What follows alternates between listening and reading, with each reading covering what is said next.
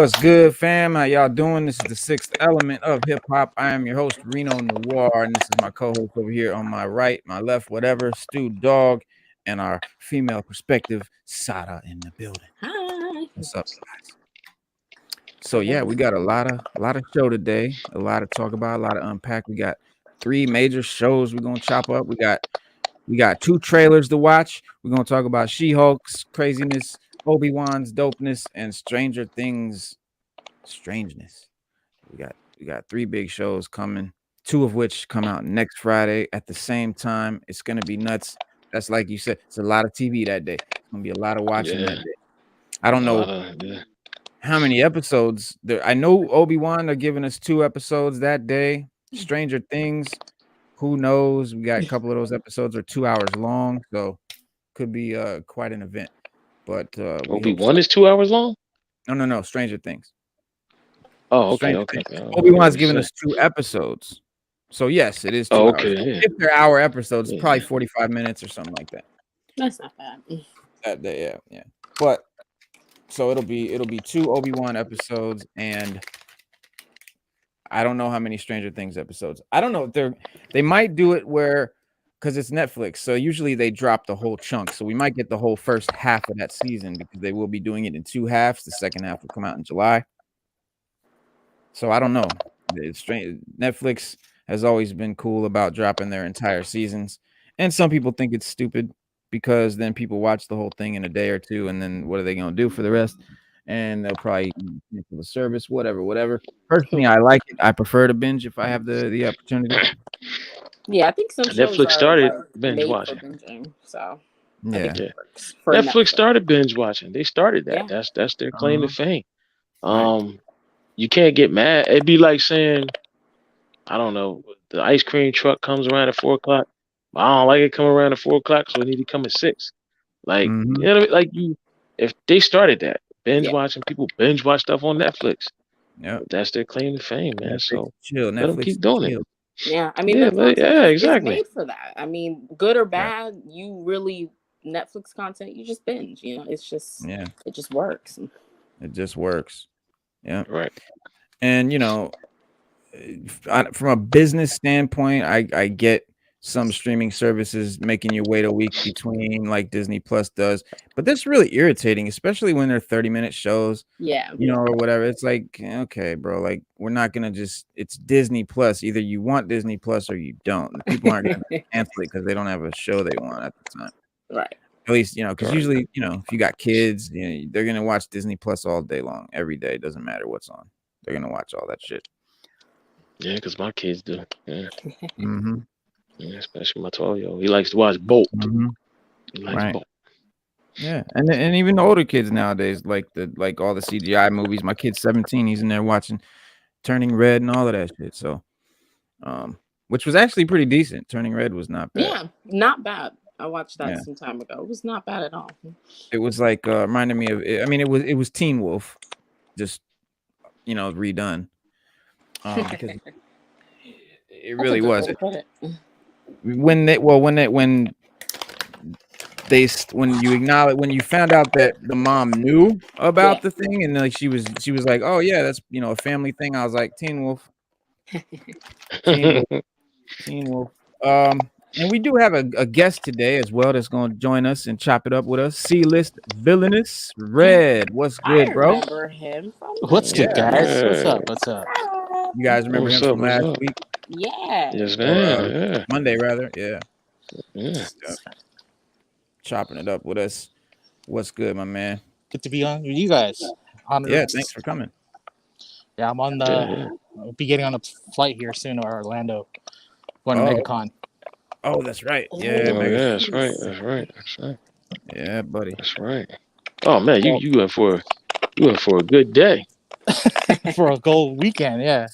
Yeah, man.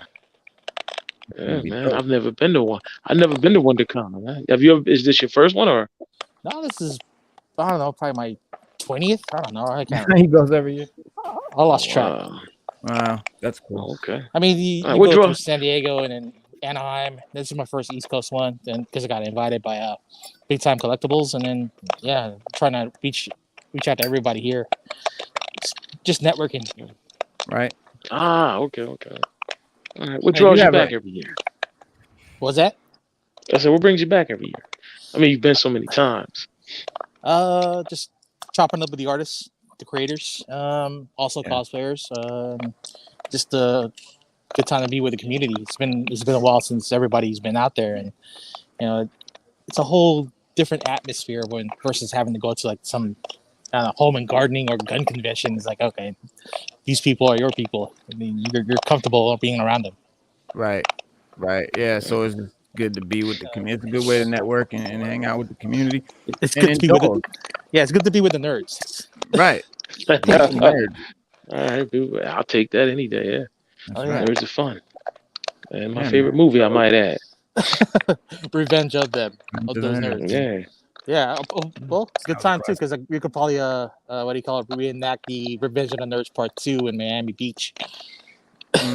Where they're stranded on an island. Bush. And then with the hotel. I think it was called Hotel Coral Essex, but eventually the lights burnt out and it says hot oral sex. Right. Oh yeah. Yeah. What was the one with Lamar? What was that song? We were talking about it the other day, but we couldn't remember the lyrics. The chorus when Lamar sang the song.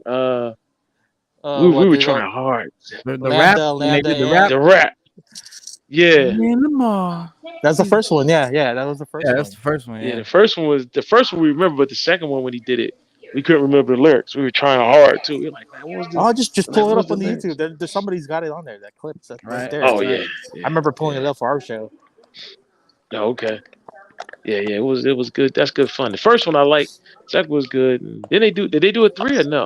They did a third one. It was the third one, but it was what do you call it? During the early 2000s, they kind of like went to straight to video. Right. Did it? I never seen the third one. I don't think I ever saw it. The one where they went to that island, right? Where they got stuck on the island. No, that's the second one. That's the second one. That's the second one. Yeah. Second one's when they got stuck. Now, what about? Didn't they do a TV show or something like that? They had like a small mini. They did. It had Lewis, and then they had Booger. And then was not Wormser, but the other guy that played the violin. I can't remember his name. Oh yeah. He had the spike. Poindexter. He had the Poindexter. Yeah, the glasses. Yeah. He played the electric violin and shit. Yeah. Yeah, I don't think it lasted that long. It probably lasted one season, and then it was out. Was it animated? It was an animated show. Right? Nah, it was a live action show. Yeah. There's some Revenge of the Nerds animated something that was in the 90s when they were animating all the 80s shit. Yeah, they couldn't get raunchy enough, so it wasn't really, didn't catch the eye. Right. Yeah, because Revenge of the Nerds it is kind of raunchy, man, but it's good fun. It's good raunchy fun. Like it's not like it's, you know what I mean? Like you can't do a TV show of Revenge of the Nerds. It's not gonna work. No, it's in the same line as Porky's or what was the other one where Animal House. That's the song. Oh yeah, that's the song. Yeah, that's the song right there. That's from the first one. That's from the first one. Yeah. Yeah, all that synthesizer stuff right there. Yeah, that's the synthesizer, the violin. Yeah. And then they'll hop in with the break dancers and Wormser and Lamar. And then they'll do the rap.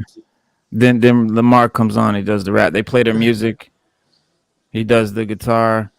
Yeah, Booger does the guitar. Yeah, Booger and the guitar. Then you had the Omega Moose singing backup. Yep. Booger. Yeah, because he was in guitar. Was that on the that had to be on the second one? Because on the first one, I don't remember them. On the second one, I think it was they did something else. It was just they crashed into the fraternity party with a tank. Right. Yeah. And you remember they did like another rap thing. Lamar did another rap. It was on the beach though. They were on the beach. I didn't know he did another one. Yeah, he did it. He did another one in the second. I didn't know that. Yeah. I know the first one. The first one he did. That's the most popular one. Yeah, that's the classic. Yeah. Yeah, that's the classic right there. Yeah, they put that together.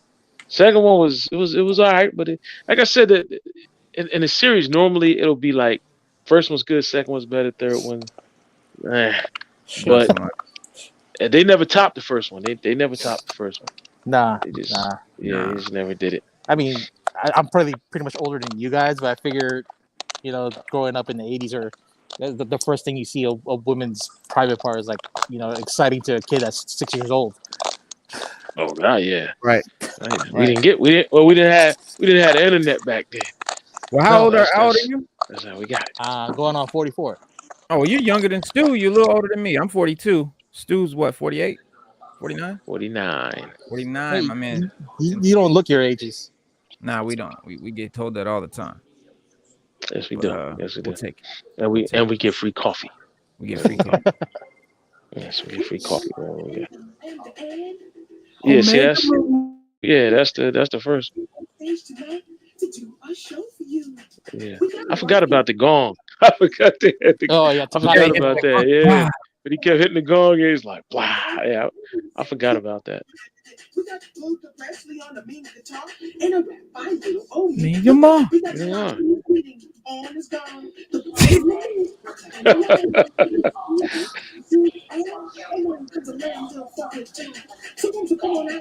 Worms are there. He goes, come out. Yeah, they go Worm. Yeah, he came out here because he was dressed like Lamar. Yeah. Now, was it a Mega Moves or a Mega Moons? Oh, Mega Move. Mega Moves. Do you think that's cultural appropriation now with Takashi wearing the Indian headdress? Oh, yeah. That would never. Nobody cared. Nobody. Well, now I don't know why. What the big deal? But back then, nobody cared. Nowadays. The village people were doing it. Why not Takashi? Right. Exactly. But you know what? Peacemaker said it best. Peacemaker was like, "Look, when did it start becoming a big deal? Like when, you know what I mean? Like when did everybody become so soft, so sensitive?" I don't know. But yeah. You saw Robert Downey Jr. doing blackface on Tropic Thunder, and did it well. That was super, right? And it was super funny. It was super funny because he did it. I don't know what. Maybe you can explain for me, Stu. Why was that okay? Why was that funny? But I think if anyone else did it, it would be absurdly disrespectful. What was what? Because most people. All right. Blackface is like this. All right. When they do blackface, it's like it's meant to be insulting. Like you'll see a character with huge red lips, a giant nose, a jet black skin complexion, and large white eyes. And then the way they talk is like, like a southern, like yes, I'm boss. All that. That's right. And with his character, he was playing an African American character, but it wasn't insulting because they didn't do any of that. They just painted him brown and real, like he was real. Right. He just his voice was deep. Right, his voice was deep. He talked like a black guy from the 70s. Because it wasn't blackface. He was legitimately acting as a black character. Yeah. Right. Yeah. Right. Well, if that's acting method, he's trying to stay in character. Right. I don't break character to the DVD commentary. What do you mean, you people? Mm-hmm. Yeah. But then you got then you got the reverse blackface with the Wayans brothers doing it on white chicks. Oh yeah. Right. Yeah. Eddie did it. Chappelle did it. And Eddie did Chappelle it. did it. Yeah. Yeah, Eddie did it. Yeah. Well, we just talking about when Eddie did it. Yeah. Yes. Yeah. Monday. Mm-hmm.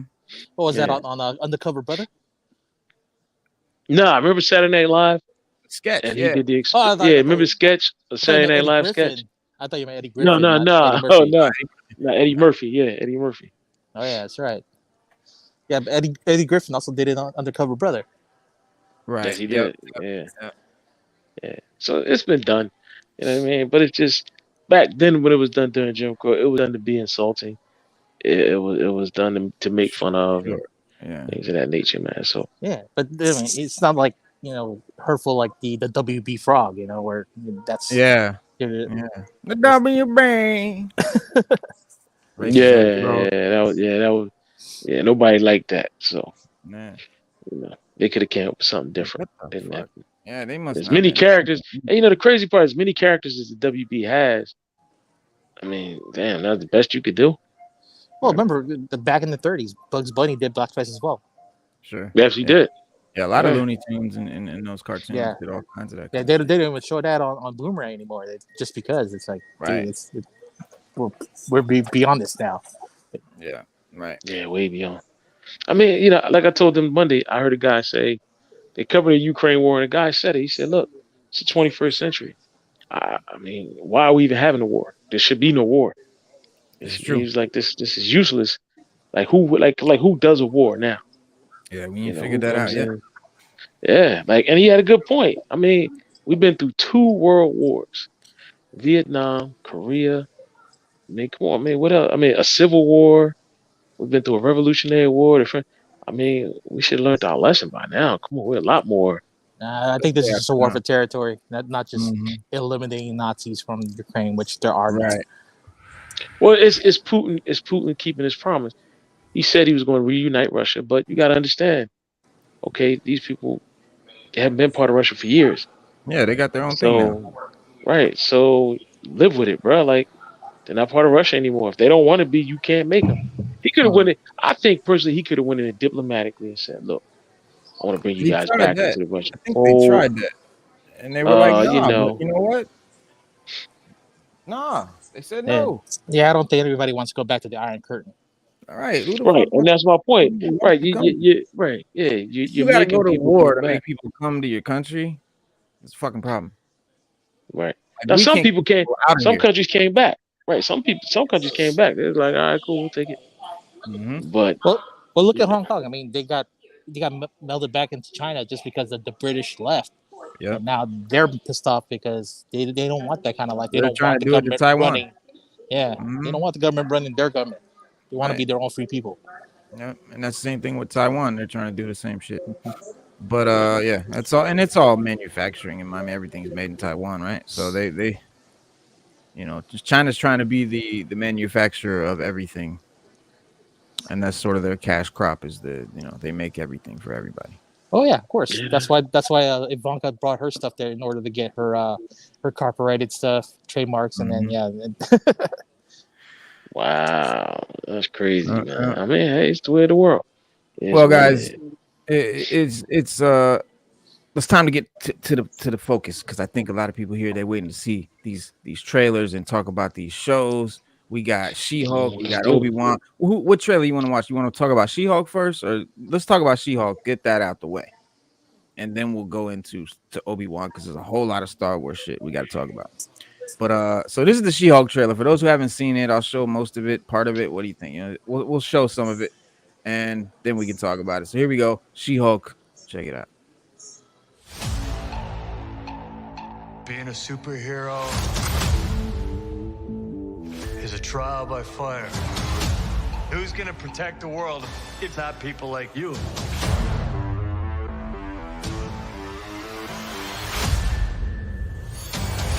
I'm Jennifer Walters. I'm a lawyer. I have great friends. Can we get some shots, please? It's an emergency. Demanding job. Chick flick. We just started a superhuman law division, and I want you to be the face of it. And a frustrating family. Because you didn't ask for this, but you still got to deal with it. The transformations are triggered by anger and fear. Those are like the baseline of any woman just existing. Oh. Hardy har har. Yes. No. I just want to be a normal, anonymous lawyer. Can you tell us where She-Hulk is? Jen, you're a story now. Jeez, that's bad. Crazy right now. You could be an Avenger. Oh, I'm not a superhero.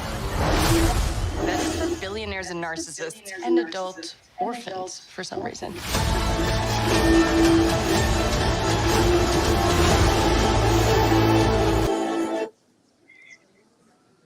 Fiona from Shrek. It's a lot in that. I mean, did you see Frogman in there? Couple of Easter eggs. Yeah, Frogman's one of them. Yeah, apparently that was a thing. I was like, what? Looks like there's gonna be quite a few people in this show.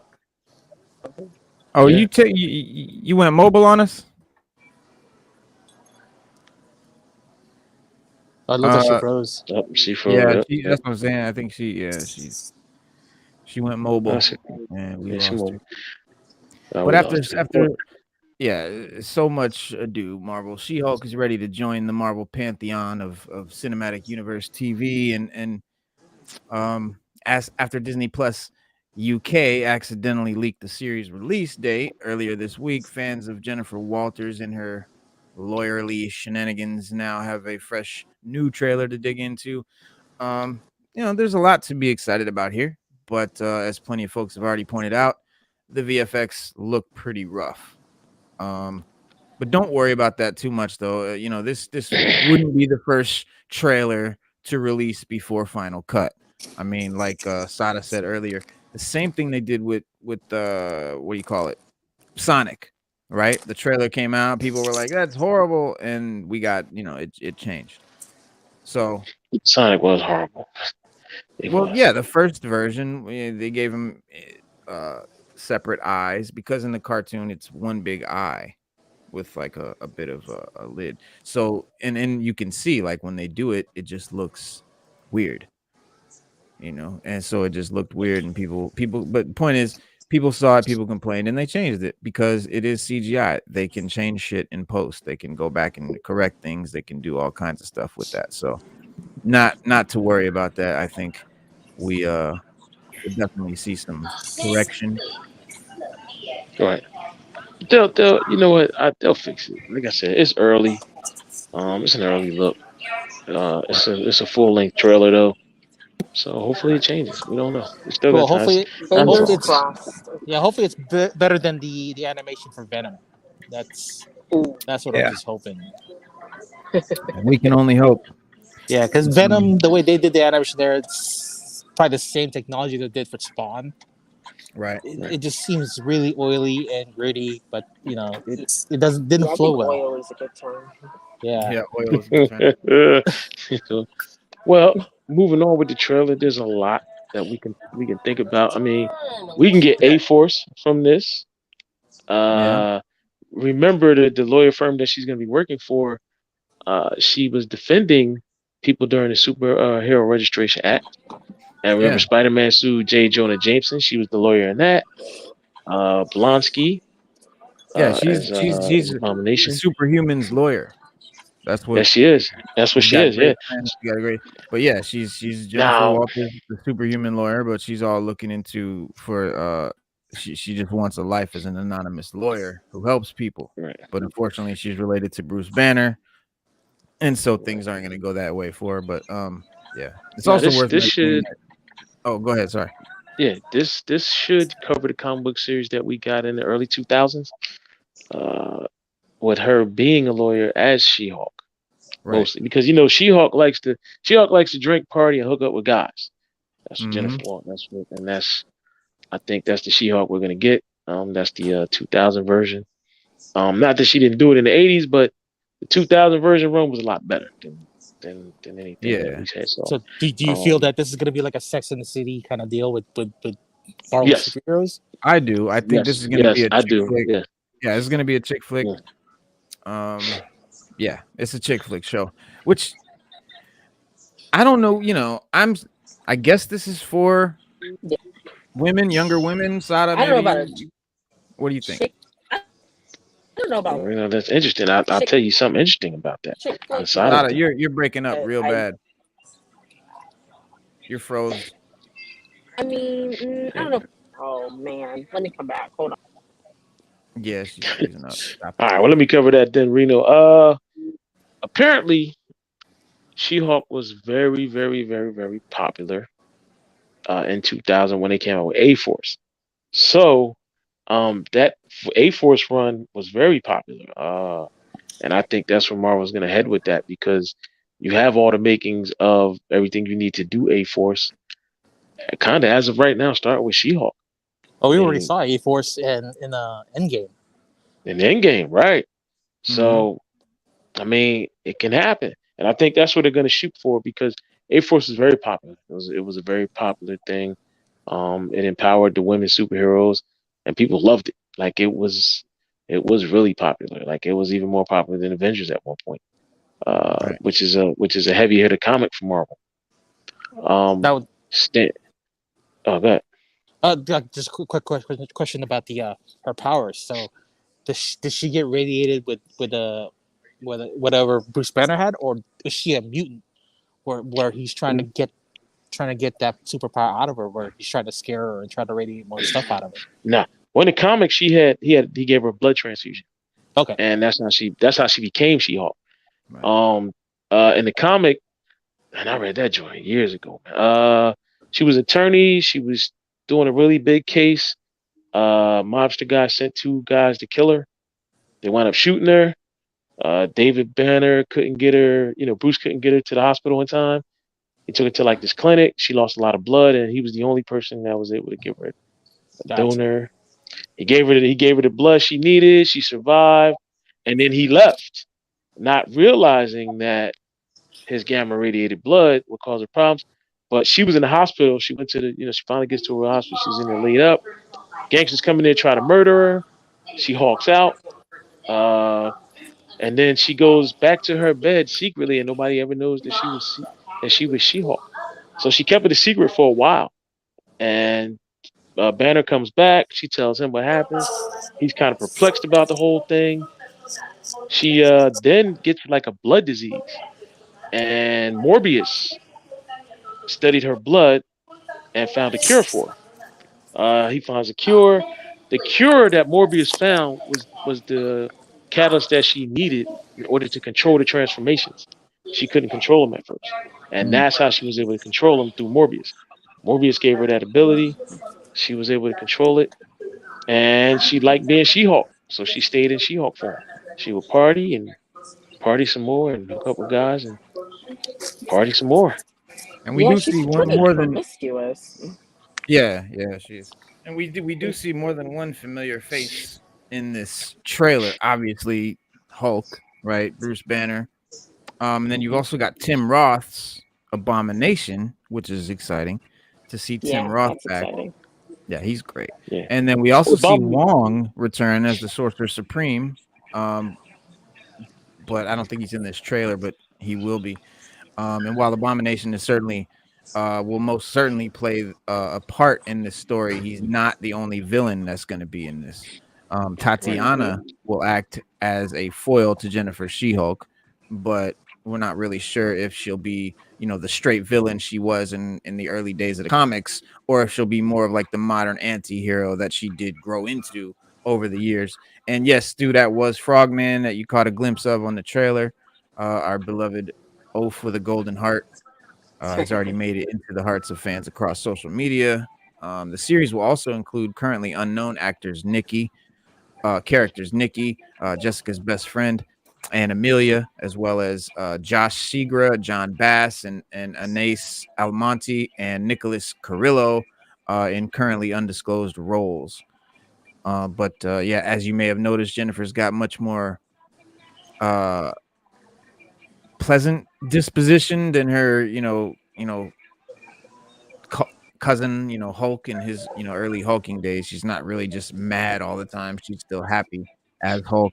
And the trailer makes it pretty clear that we're joining Jennifer at the beginning of her journey as She-Hulk.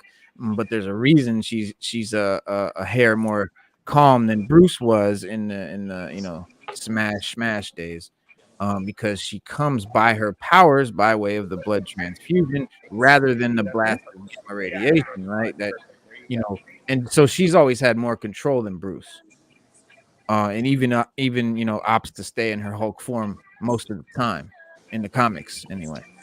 But we'll see how that plays out in the show. We see her walking around like in the courthouse, in her Hulk form. Yeah, She-Hulk. Yeah. Now, when she got hired to work in that courthouse, one of the deals that they gave her in the comic was that she couldn't be in She-Hulk form. They wanted her to be Jennifer Walters, and not She-Hulk.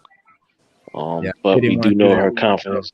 Right, her confidence is very high as She-Hulk, and she likes the fame. She likes the popularity of being She-Hulk. Yep. Yeah. So we'll definitely get to see a lot of her as She-Hulk. So hopefully they, fix that CGI that they're using to make her She-Hulk. Yeah, because the blonde skin. I think in the comic she Blonsky sued. She helped Blonsky sue Banner and Ross, and she helped them sue. She helped him sue, but he plays a role in it because you got Matt Murdock plays a role. Like everybody they've introduced plays a role in the comics with She-Hulk. Because originally, now here's a little known fact: originally She-Hulk was created. She wasn't created for the comics. She was actually created for the TV show, The Incredible Hulk. Hollywood actually came up with the idea. Yeah, Hollywood came up with the idea first, and they just never got it rolled out. And Stan Lee drew the comic and put the comic out first, and then Hollywood scrapped the idea because they wanted to be the first to do it to bring more popularity to the already popular Incredible Hulk TV show. Well, she's also one of the first characters to ever break the fourth wall like Deadpool does. Yeah. And I was getting ready to say yes. Yeah, she does that a lot too. Yeah. That's why at the end of the trailer she looks right into the camera because she breaks the fourth wall all the time. Yeah. Yeah, and it is billed as a comedy. That's why chick flick, rom-com, that kind of vibe. And the trailer really downplays the humor that should be the key player in making, She-Hulk Attorney at Law shine. But the comics did lean heavily on her snark humor, along with a proclivity to break the fourth wall. That was introduced by John Byrne in the late 80s. But if the overall tone of the trailer is to be believed, there may be a chance that they're leaving the fourth wall breaking to Deadpool, and his impending MCU introduction. Maybe they'll sneak in a couple nods here and there, and hopefully they'll remember that, humor is one of her most important superpowers. That's what she was a joke character in a way. And so, yeah, it's going to be definitely comedic. And that's all right.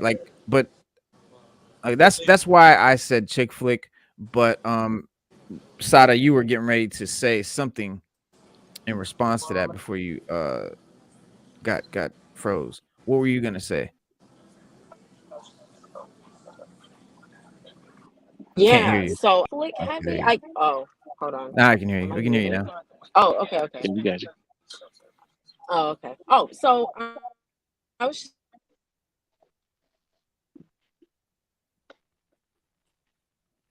saying, I don't know if she's I froze. said that, and they probably will lean into that. Hopefully not the. Sada, why don't you just hit us back when you get back home? Oh no, it's not working. Yeah, it's not working. Okay. It's all right, because I really want to hear what you have to say about this. Or she's gonna definitely try to come back though. I wanted to know what you were saying. I'd like to welcome you flight with Alaska Airlines.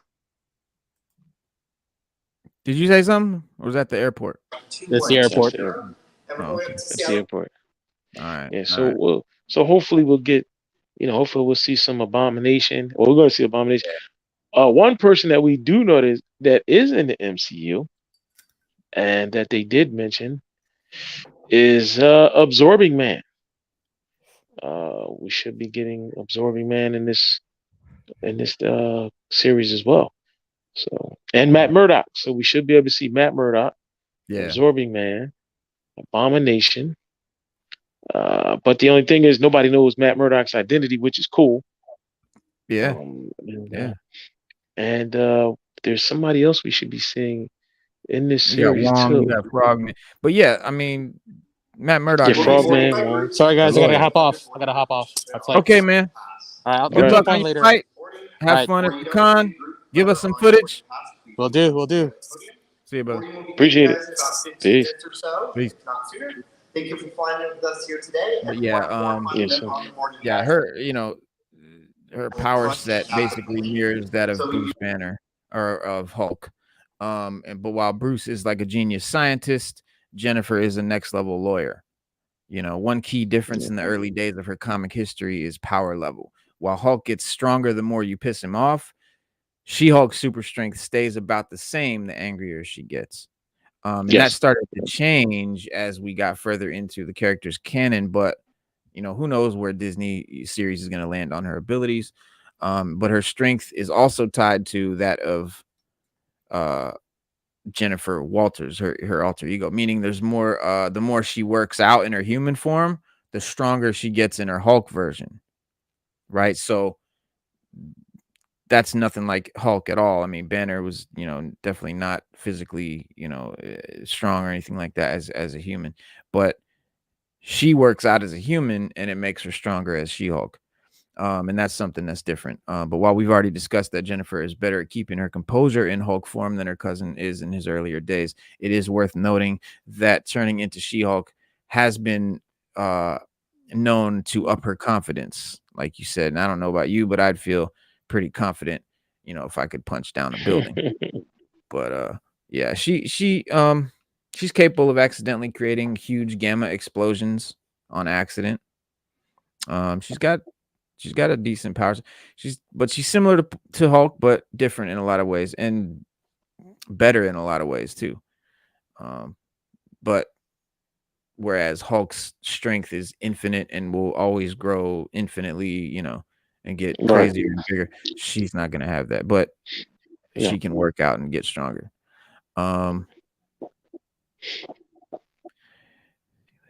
Just reading the comments. Think She-Hulk might be a good thing. Yeah, I mean, I don't think, like, for me, I'm not gonna rush to watch it. I may watch it, I may not. Like, it's not something that I'm definitely gonna watch. I haven't seen everything Marvel's ever done.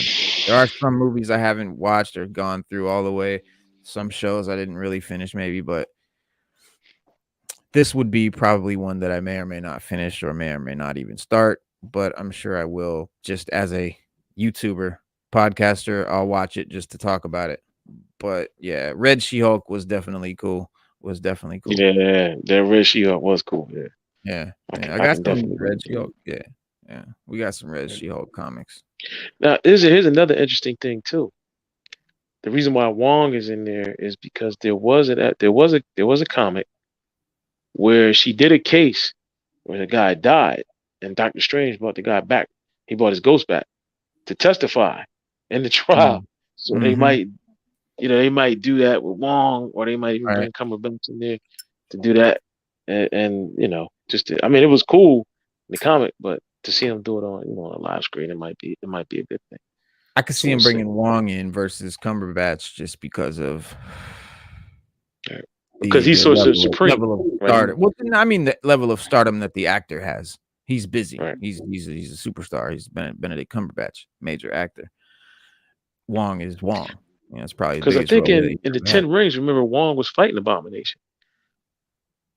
See, that's She-Hulk. I haven't finished. Shang-Chi. I started watching it and I didn't finish it. We've got not this Monday, but the Monday after, we will have Panda on here. Shadow the Panda will come on, and we're gonna do a whole Shang-Chi expose and talk about Shang-Chi. So yeah, if you haven't seen Shang-Chi, check it out. Shang-Chi was good, bro. It was good. I gotta take my hat off Shang-Chi. I keep hearing that. So Shang-Chi was good. I'll finish it. Yeah. But yeah, She-Hulk. I don't know when it's gonna drop. I think August 17th. August right now. Yeah, August something. Yeah, they leaked the somebody leaked it, so they just had to put it out. Yeah. Okay, I'm reading it here. Okay, it's official. She-Hulk Attorney at Law will smash its way onto Disney Plus on August 17th. Okay. The Marvel Phase 4 project, which received a new title alongside its release date, announced an official trailer reveal. Blah blah blah blah blah. Yeah. It's definitely August 17th. Yep. So, mark your calendars. I don't know who asked for this show. Really, I don't know. Honest, I'm gonna keep it a buck. Like, who wanted this? Like, really? Because Reno, they got everything in place to do A-Force, and there's a lot that can come out of She-Hulk. I mean, because you can throw Matt Murdock in there. Now we know he's in. They can do a show from that. We don't know how big or small role he's going to have in it. Abomination, we can bring him back for another Hulk movie. Now that we know what happened to him. Now that we know that he can control his transformations as well. But as far as I was always concerned, once Abomination turned, he never could turn back. So I don't know. But yeah, that's true. We can go with that. It's just a lot. You can go with it from there. You can plug in some holes from the Secret Wars. I mean, not Secret Wars. Marvel Invasion. You can do some. You got the Marvel Invasion things that went on with that. So it's just a lot that they can spin off from it or give to us for future Marvel projects just from this series. Yeah. So Well, I mean, A-Force though, they would still need to give us Medusa. We'd still which need we to get already have. Medusa we already have. Remember they did that show. the Inhumans. The Inhumans. They did That the show Inhumans. don't count. But all right, okay. Well, Let's they say had the dude that played Black Bolt in the movie was this is true. I'll he give was you in that. it. So there we go. I'll give, I mean, all right. So who's next? Who's Singularity. next? Who's We next? need Singularity. We need Dazzler, and we need well, we Sister know Grimm. all can be done. Lenore. All can be So done. Dazzler, All could be introduced in this show, right? maybe. Well, not Dazzler. They can't introduce Dazzler because she's a mutant, and they haven't introduced mutants yet. That's not true. Remember, Kevin Feige said they've been there. We just haven't been paying attention to them. Yeah, but it would be fucking lame if our first character was Dazzler. I'm just saying. I know. Well, look at Kamala Khan. She's an Inhuman, but I don't know where Disney's going with that. The bracelet makes her wish. I don't know where that's. Yeah, But we know she's an Inhuman. We already know that. Now we know the Kree makes Inhuman. They're the people that made the Inhumans. So, they did the experiments on the humans on the moon, and that's how we got Inhumans. So that's already canon. So I mean, it's a lot, man. It's a lot they can do, or they could change up A-Force. They don't have to. They might not have to do the original A-Force cast. Yeah, well, you know that they're big on, or they're quick to, change up team members. So yeah, there's no. Because remember, Guardians of the Galaxy is not the original Guardians of the Galaxy. Is not the original Guardians of the Galaxy, the ones that we see now. Yeah, a lot of the teams are different. I mean, I'm talking about Illuminati. They did Illuminati and they changed members like it was nothing. Right, So, they did, exactly. So, and with the opening of the 616, I mean not the 616, the multiverse, that opens it. That's A-Force right there, because that's all they did was travel the multiverse and deal with different things, man. So whether it came to 616 or they had to go somewhere. So me personally, I think that's why they're doing it. They're gonna do A-Force because look, they could even go to another universe and bring back the mutant. I agree 100%. Just because A-Force is all women and that's what they want to do. Right? They pushing right. That's what they pushing right now. So yeah, that's all the rage right now. So that's we got the whole setting for A-Force. We got the multiverse. Yeah. We got She-Hulk, who really was the one that kicked it off. We got the Avengers. I mean, and the Fantastic Four is coming. You don't think they're gonna fix She-Hulk CGI? He said they're just rushing projects out. That's just what we're gonna get. Yeah, we did have 2 years of COVID. Yeah, that's true. But yeah, I mean, but I'm thinking more along the lines of Sonic. They put it out, people had a fit, and they fixed it. Because it's nothing to fix it. I mean, right. We'll see. But yeah, Norrin Rad pushing more Hulks. What's the team with Hulk? With you got it's like Hulk, Scar, like Abomination. It's like a Agents of Smash. Agents of Smash. Yeah, it's a cartoon. Yeah.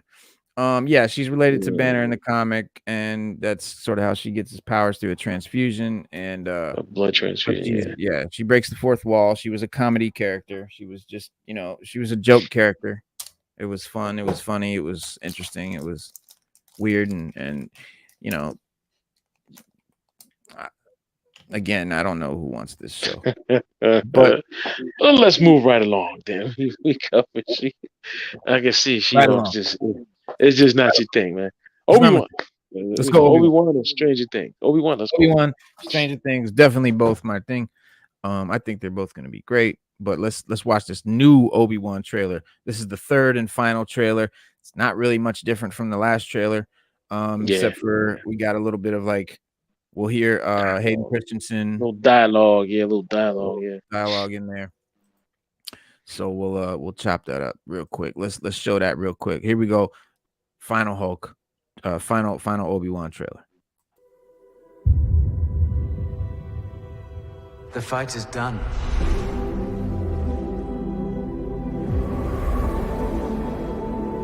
We lost. Leave us alone. When the time comes, he must be trained.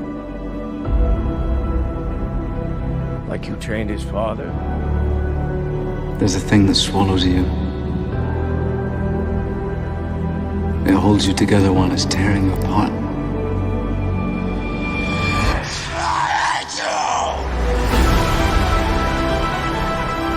The key to hunting Jedi is patience.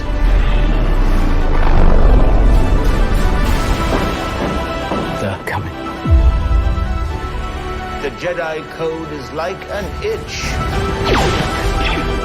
He cannot help it. Stay hidden, or we will not survive. You still want Kenobi? He's gone.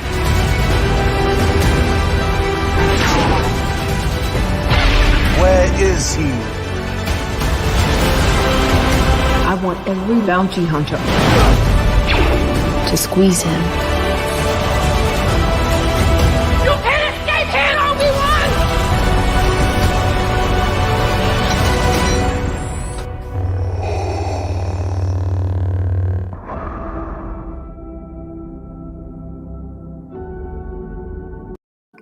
God damn, that looks good. That shit looks phenomenal. I can't wait. Yeah, we get it on a Friday. So what? Thursday night at midnight, we get to watch it. Yeah. Well, I don't know. I think it'll be, since we're East Coast, it'll be 3 a.m. because it's midnight on the West Coast. They ain't gonna give it to us at midnight, and the West Coast we get it at 9, so they're not gonna do that. So yeah, it'll be 3 a.m. Thursday night. But yeah, we'll get 2 episodes on Friday. I'm watching both episodes back to hard. back. I'm watching them both hardcore. Yeah, this is. I mean, okay. So off the bat, you had he was Uncle Lars or Beru. No, Lars. He was saying. Well, Obi-Wan said that he needs to be trained, right? Talking about Luke, he needs to be trained, and he was like, "Who? Like how you trained his father?" You know what I'm saying? We saw how that goes. So that's, I guess, why Obi-Wan hung back and didn't approach Luke, didn't train Luke, didn't do anything with Luke. We wondered why that was. That's why, because the uncle wasn't with it. He was like, "Nah, we're not doing that. We're not doing that." Yeah, that's a low blow. That's a low blow, Lars, man. Low blow, Lars. Low blow. But yeah. And then we got the "I hate you." That's straight from the soundbite from the prequel from Revenge of the Sith. When he chopped off his arms and his legs, and he was crawling out of the fire, and he still was full of hate and rage with no arms, with one arm rather, and just cut to pieces, burning on fire. Still, all he could think about was his hatred, for Obi-Wan, and so that was a major scene, and we got the soundbite from it, letting us know that that's where we're going again. And then we saw, obviously, Anakin becoming Darth Vader. Just looks like a lot. It looks like a whole lot. I think this is going to be more serious than Book of Boba Fett. I think it's not gonna fail like Book of Boba Fett. It's not gonna be whack like Book of Boba Fett. It's not gonna be whack. It's not gonna be whack like Book of Boba Fett. It's gonna be dope. It's gonna be dope like Mandalorian was dope. Okay. But I think this one's gonna be more serious and deep and serious. It definitely has a serious tone in the trailer. Oh yeah. Well, we do know, according to the comics, Vader and Obi-Wan fought a couple times. And we do know that when you see them putting the suit on Vader, we do know Vader made improvements to the suit over time, because remember, he was a tinkerer. He was very good with tech. Right. So he actually made improvements to the suit to make himself, because like you said before, when the Emperor first gave him the suit, he was slow, lethargic, like it was to keep him from getting more power. But Vader, over time overcame all of that, and he made improvements to the suit in order to make himself faster and stronger physically than he was. He actually, his cybernetics, he improved on him a lot. So, I don't know if that's what that is when they show him, putting the chest piece on and new helmet, because he improved on the helmet, he improved on the chest, the cybernetic, everything. Like he I think we're improved just on it. watching him become Vader. I think we're just Okay. watching him getting that suit on, and it's sort of going to be maybe a flashback or Obi-Wan imagining it or something. It's going to have, I think that's what it is. That's just what I think. Just to let us know, like, because we got some great, like that. Like, I think the Inquisitor, Rain, I think is her name. She looks great. She seems really cool. And here is actually a stolen photo of Anakin fighting Obi-Wan on the set with his cape on, as Vader. And Anakin, Chris was in a Christian. no, you fucked me up. The guy that plays Anakin. What's his name? Christian. You fucked me up. He said that. He said that was the best time he ever had in his life. Hayden Christian. Yeah, he said that was the best time. I read an article the other day. He said that was the best time he had in his life, filming those 3 movies. He said, "Oh, fuck yeah. Imagine." Yeah, Imagine. he said he wished it never ended. He said, I was like, I wish it had never ended.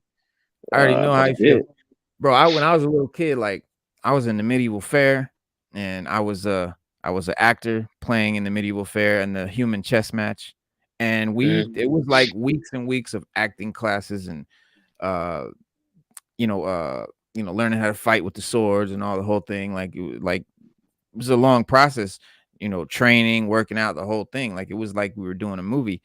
And that's how it feels, man. When you're done with a big thing like that, like if you've ever been in any plays, like I've done a lot of plays and shit like that as a kid, like there's just a feeling like that you wish that shit would just never end. Imagine being his age, man, and doing 2 Star Wars movies. It would be the time of your life. You would never want that to end. But I think this is like dope for them getting to come back and do this shit again. Yeah, he said he was glad. He said he was glad when they called him. Because he was like, look, that was the best time of my life. He said, I loved every minute of it. It shows him having fun again. Like that, you could tell. But this photo right here is the photo that makes me happy. This photo right here that I'm about to show you gives me faith for this show. Oh, wow. Dave Filoni is right there on the left. And then you got Deborah Chow in the middle. And then you got Jon Favreau and Karen off to the end.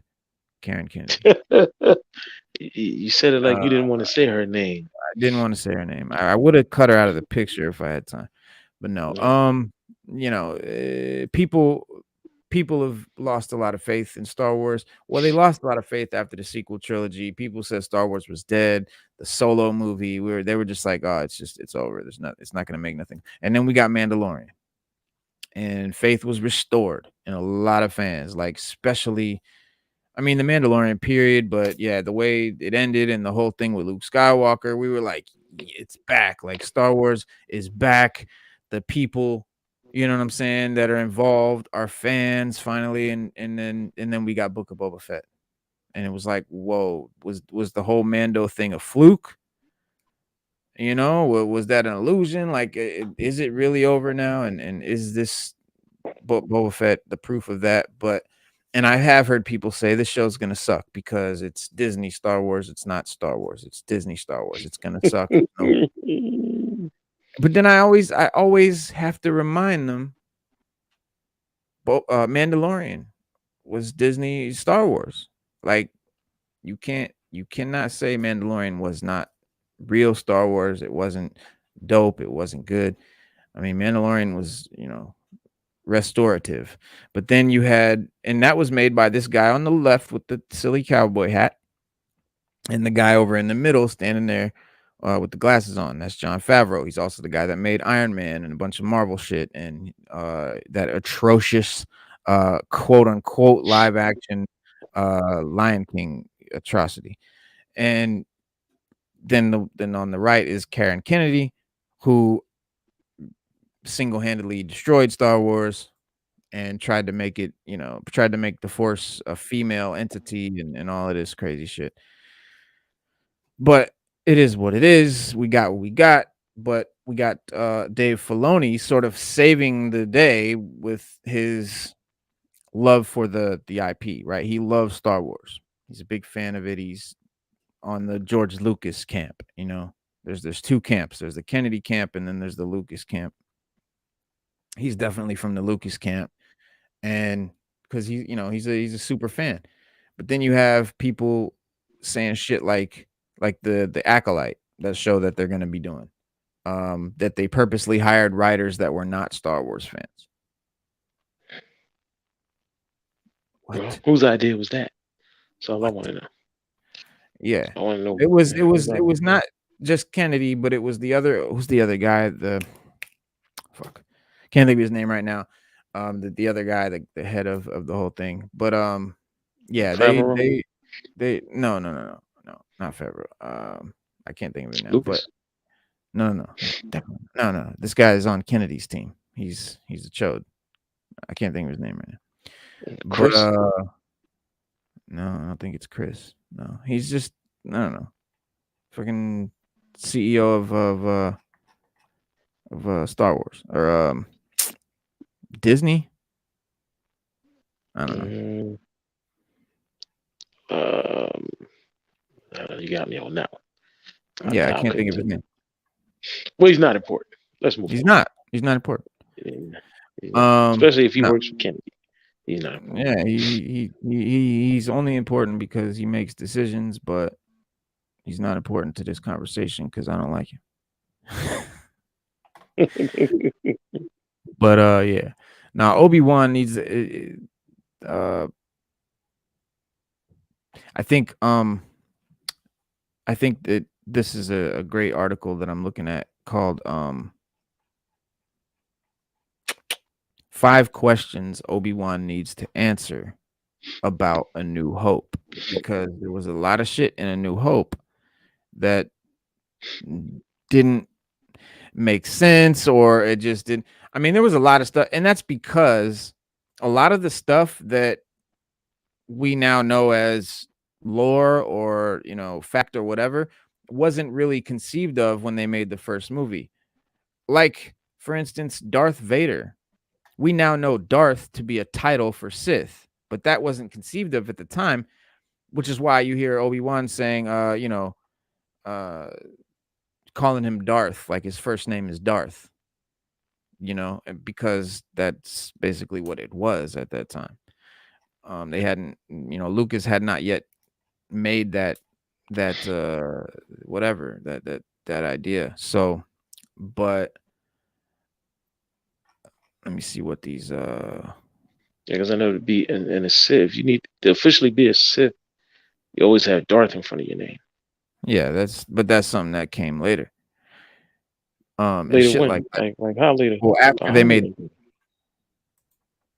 Because remember in the thing. Nah, remember in the thing he said arise, Darth Vader, in the last movie. No, I'm talking about the first movie.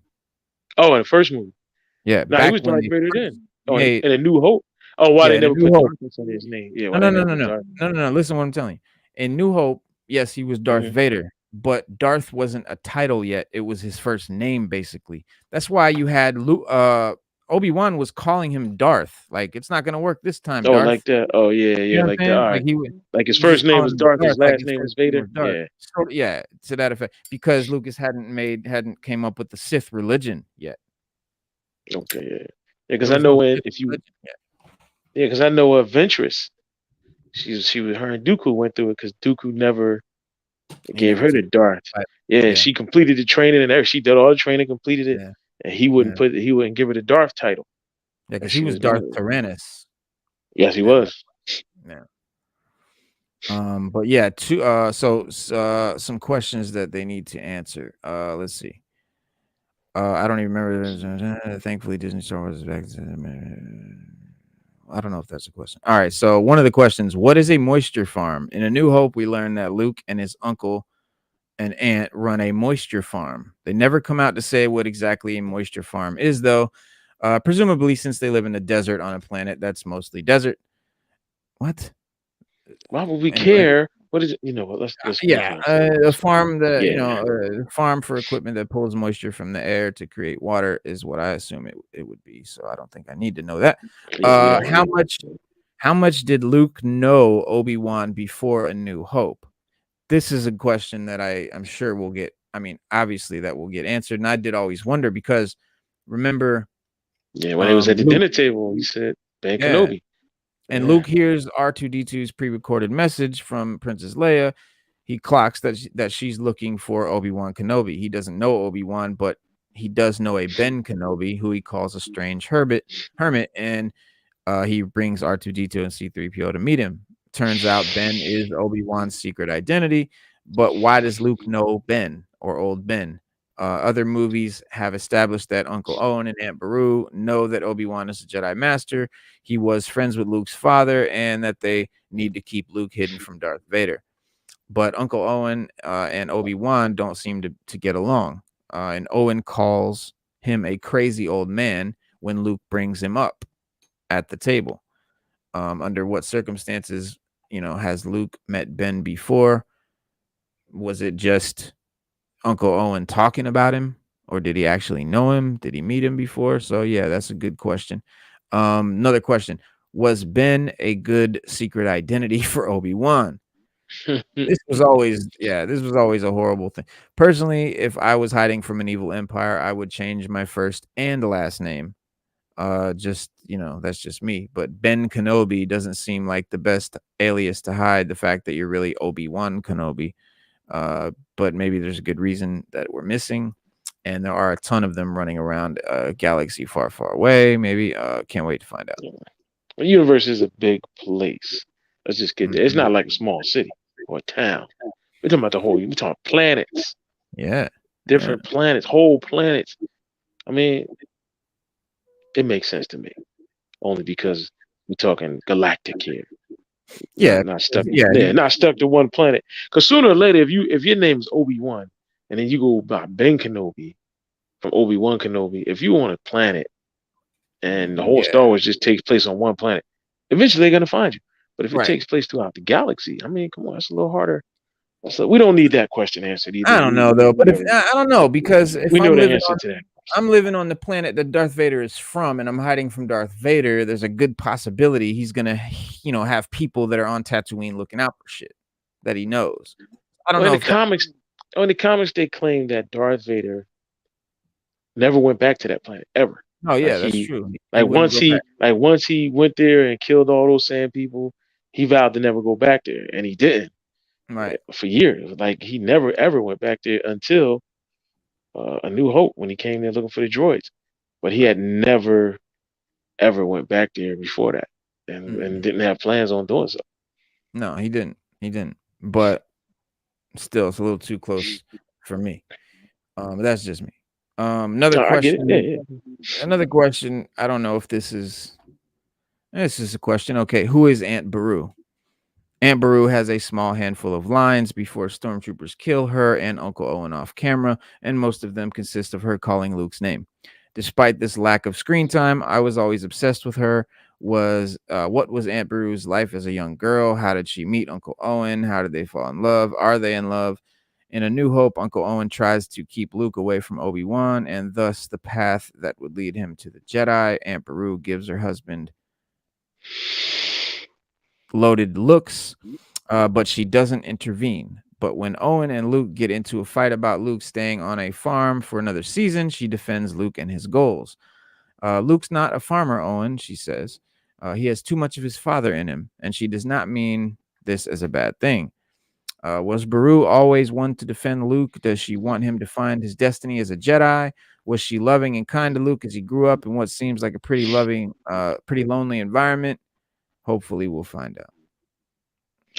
Well, I'm going to say this. I don't want another boring Star Wars movie, so I don't need to know who the aunt is, because that's what that would make a boring. It would make Star a boring Wars movie series. I don't want to she's know a about her character. love life and all of that shit. Yeah, we don't need to know about all that. That doesn't push along the main storyline of Star Wars, and that's what we want. Yeah. We don't want it to be like Book of Boba Fett, where it's just we don't. Yeah, we just trying to figure it out. And they're giving us a whole lot of useless information we don't need. Yeah. Until the last episode or two. But the final question was, what was Uncle Owen's plan exactly? Like I said, Uncle Owen was very against Luke meeting Obi-Wan, learning about the Jedi, learning about his father, and becoming a Jedi.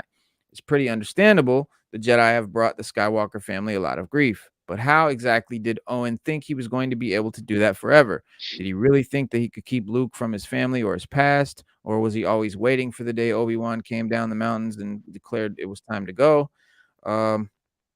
What was his plan?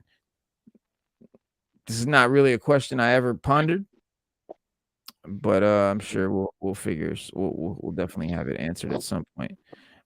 Yes. Yeah. I don't remember. Oh, okay. This is a little article right here. It says, I don't remember the first time I watched Star Wars 4 an episode 4, A New Hope. I cannot recall the time when I did not know the story of Luke Skywalker, Princess Leia, and Han Solo on their quest to save the galaxy from evil Darth Vader. It feels like the movie was always on repeat when I was a kid, a constant companion. And that's true. It was. It was on HBO, Cinemax, Showtime, Movie Channel, all at the same time. I remember it was in the 80s. It was funny. We used to change the channels between all the premiums, the HBO, Showtime, and all of that, and it would be on every one of them at the same time. Yep. They did that. Yes, this means a lot. This means the love of Star Wars was indoctrinated into me at an early age. Yep. But it also means that I've spent a lot of time thinking about A New Hope and Luke's life on Tatooine and his Uncle Owen and Aunt Beru and the shadow of protection of Obi-Wan. And I have some questions, not about the central plot, which has been dissected more times than I can count, but about lots of pieces of the world building that have never quite made sense to me or even been fully explained. Thankfully, the new Disney Plus series Star Wars Obi-Wan Kenobi is visiting this exact setting 9 years earlier. Things are a little different. But I'm hoping that we'll get some answers to the many, many questions I've nurtured in my heart since watching A New Hope as a kid in my grandparents' basement for the 10th time. Let's break down Obi-Wan Kenobi questions. Yeah, I don't know. I feel him. I understand some of those questions as a Star Wars fan, as a Star Wars nerd since a little kid, always loving Star Wars. I definitely had a lot of questions, a lot of ideas, a lot of interesting shit that they never talked about. And I think everyone did. It's true. That's true. Does this mean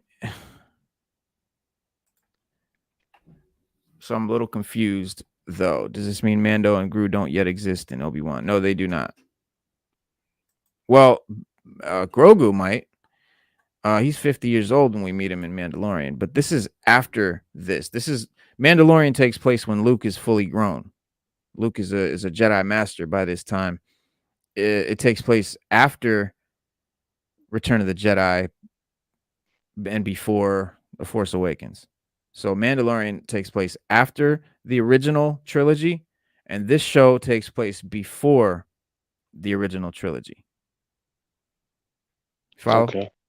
So Obi-Wan starts, 9 years go by, Star Wars Part 1, first Star Wars show. First Star Wars movie happens.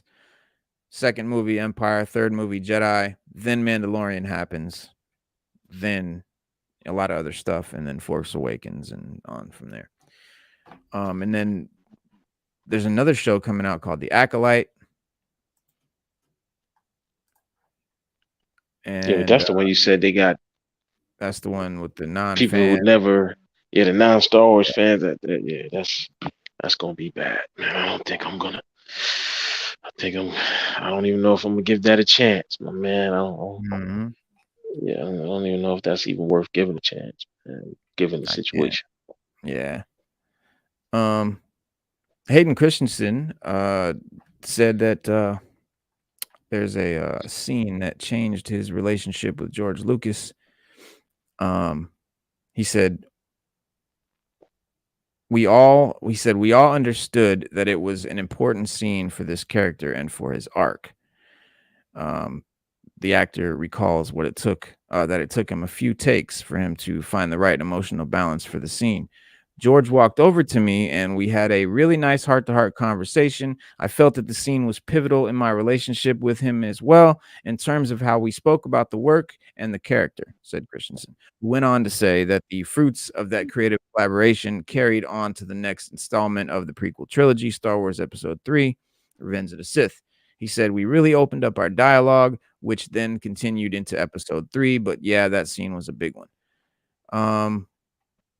What scene was it? Let's see. What scene was it? Okay, I mean, will we see Ahsoka in this Obi-Wan series? Good question. Yeah. Okay. So if you're familiar with the scene, if the scene when Anakin angrily lashes out and massacres an encampment of Tusken Raiders who have kidnapped and ultimately killed his mother. Okay. Yeah, that was a big scene. Yeah, that was a major scene. That was a crazy scene.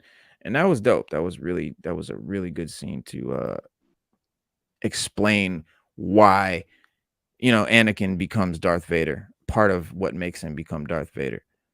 That was yeah, that was really important.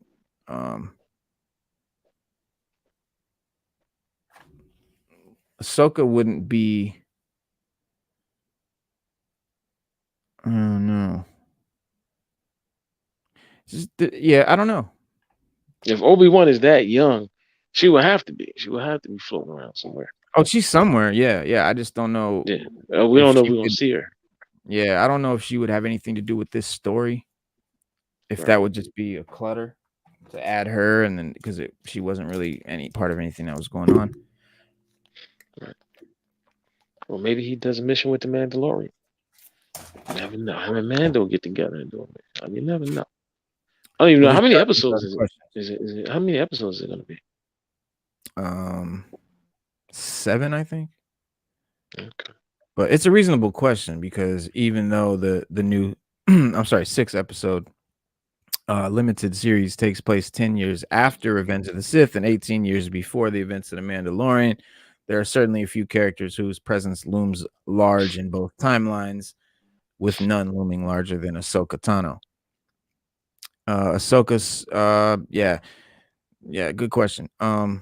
With all those connections and the opportunity to set up events for the future series, it would seem an Ahsoka appearance would be a solid bet. But the makers of Obi-Wan say you might want to step away from the sabacc table before placing that bet. Without naming any specific characters, Kenobi director Deborah Chow said that viewers should expect more cameos and appearances to derive from the other films, as opposed to characters who have already been introduced into the live action universe.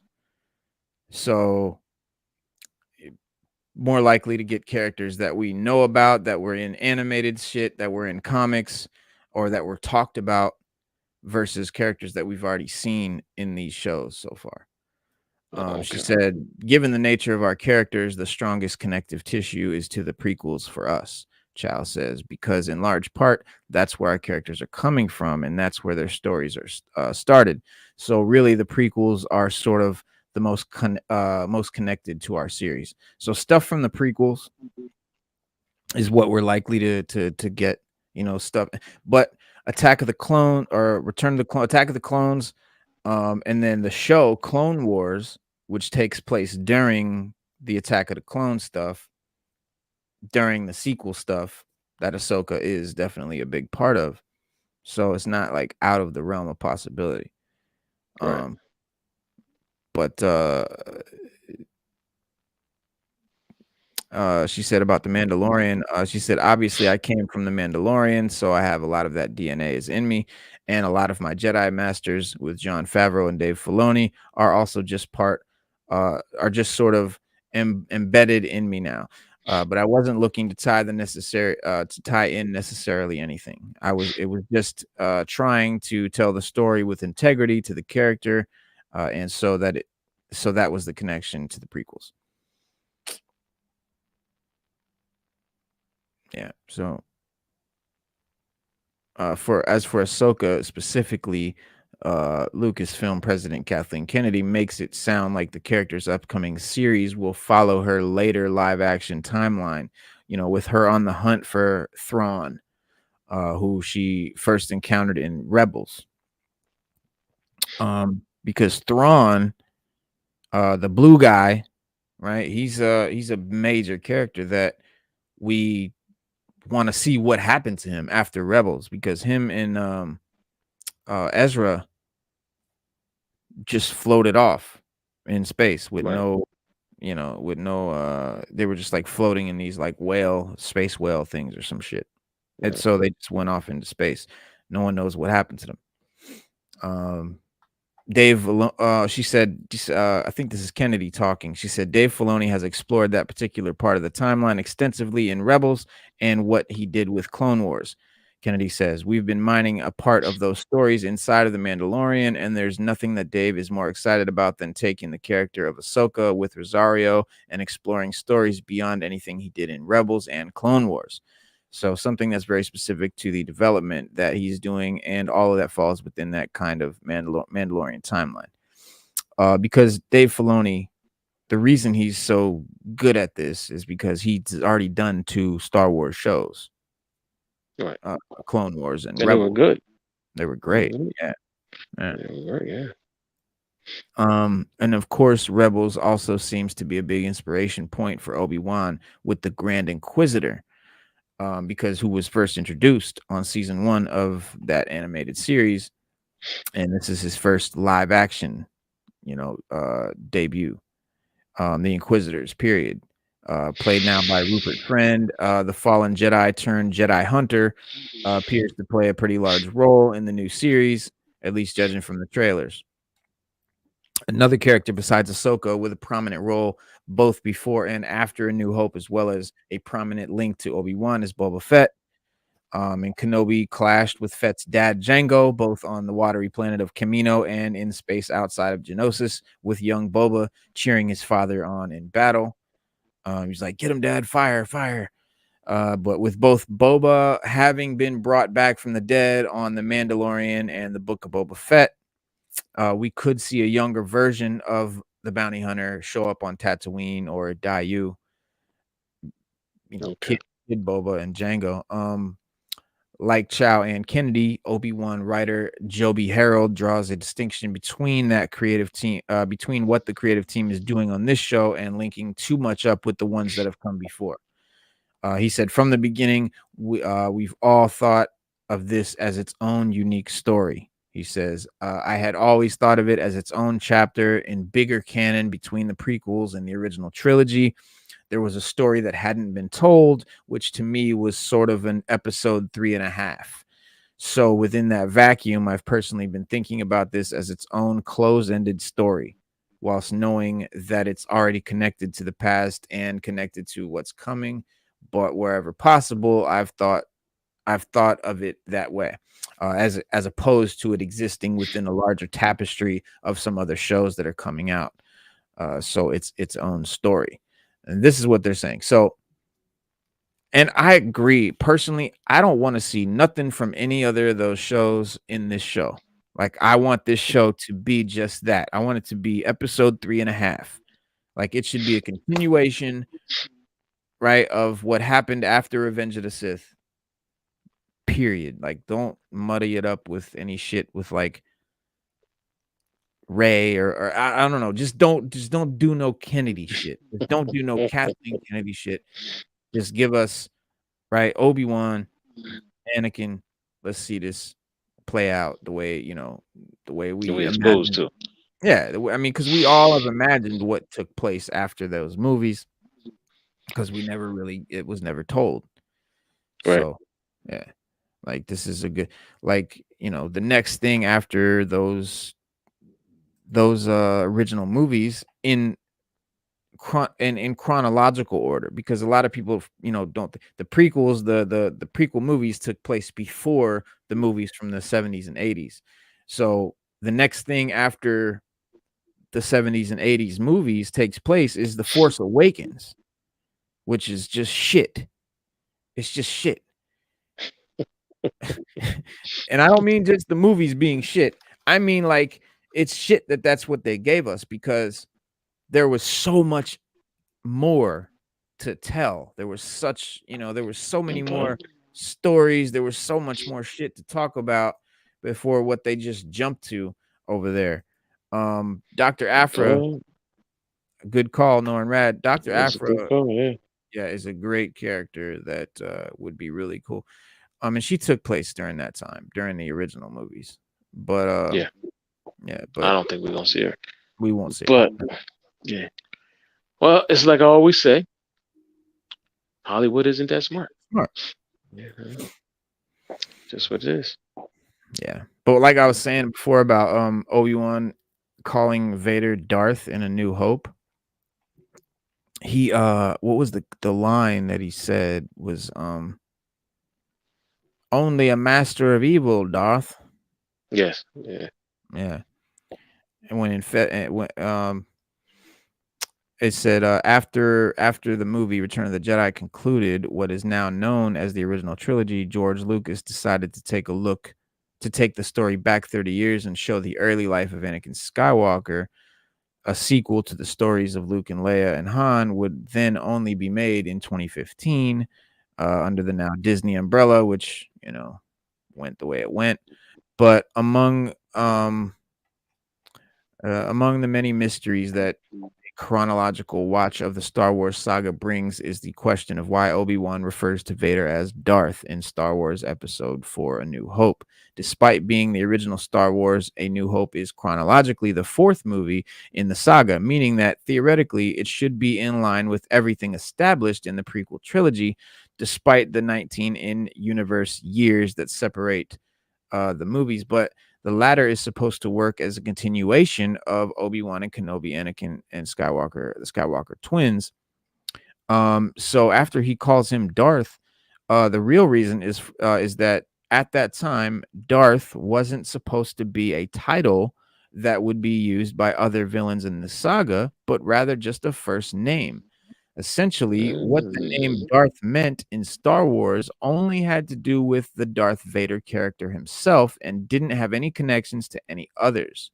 As the saga progressed, George Lucas introduced the concept of the Sith religion, and the Star Wars creator brought the term Darth back, but now retconned it as a title given to dark side warriors such as Darth Maul, Darth Tyrannus, Darth Sidious, etc. And just like many of the Star Wars plot holes and inconsistencies, such as Leia stating she remembers her biological mother because she couldn't, because she died in childbirth.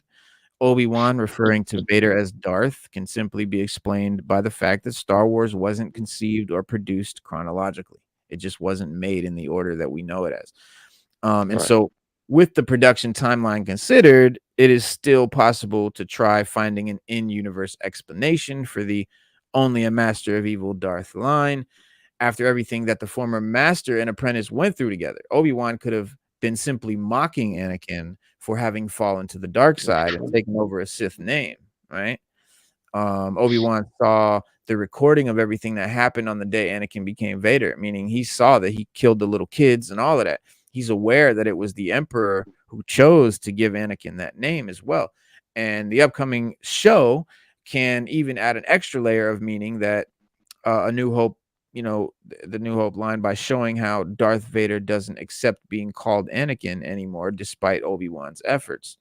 It is known that at some point, Anakin, or Obi-Wan rather, stops believing in his apprentice's redemption, as he started perceiving Darth Vader and Anakin as two different people from a certain point of view. You know, and one can choose. Remember, he said that. He said from a certain point of view. Because he told Luke that your father was killed by Darth Vader. He always talked about, but you know, one can choose to perceive Obi-Wan calling Vader Darth as either a canon inconsistency created by Star Wars' unusual chronology, or as an in-universe mockery made by Kenobi. Either way, the only a master of evil Darth line will always sound odd to those who watch the entire saga in order. That said, those small bits of trivia are also part of what makes Star Wars special. And it proves how far the saga has come despite the non-linear path, and just what big nerds we are to point shit like that out. But yeah. I'm excited. I want to see it. I can't wait, man. I mean, Mandalorian is good, and if this is as good as the Mandalorian, man, hopefully we get another season. Hopefully we get Right. one season. Yeah, that would because yeah, it's pretty damn short. 6 episodes. I'm not super happy. Yeah, not super happy about that, but I don't know though. You know what? I am, because it tells me that this is going to be more of a movie type event. It's more of it's a big event. It's got a lot of budget behind it. It's got a deep storyline that's going to be, really, focused and explored. So I kind of like that idea, because if they're 30-minute episodes, you're looking at a 3-hour movie. It's true. Which is okay. But if they're 1-hour episodes, or more likely 45-minute episodes, then you're looking at more like a 4 to 6 hour movie, which is that's what I'm talking about. That's what I want. Still incredible for us. Yeah, so I'd love that. Yeah. We'll take it. We'll definitely take it. Yeah. But there's some new shit in the comics too, about Luke. Luke Skywalker has a mysterious new Sith foe in an upcoming Star Wars Shadows of the Sith. Not a comic, it's a book. It's called Star Wars Shadow of the Sith, a new canon Star Wars novel taking place 20 years after Return of the Jedi. And Shadow of the Sith will detail that mission that Luke and Lando Calrissian embarked on, as mentioned in Star Wars The Rise of Skywalker. Luke and Lando are on the hunt for Ochi of Bestoon, but Luke and Lando don't realize that another Sith agent is on their tail. This masked, lightsaber-wielding enemy appears on the Barnes & Noble exclusive cover of the novel, which I will show you guys. This is a really interesting-looking character. It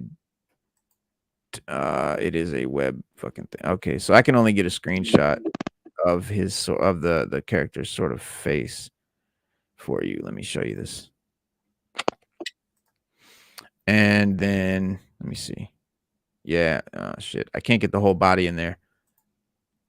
But you guys see, this is the character in the novel as per the cover. Okay. And that's a pretty cool. Yeah, it's a pretty cool looking character. Reminds me a lot of the Sith that I've seen. You think it's a female?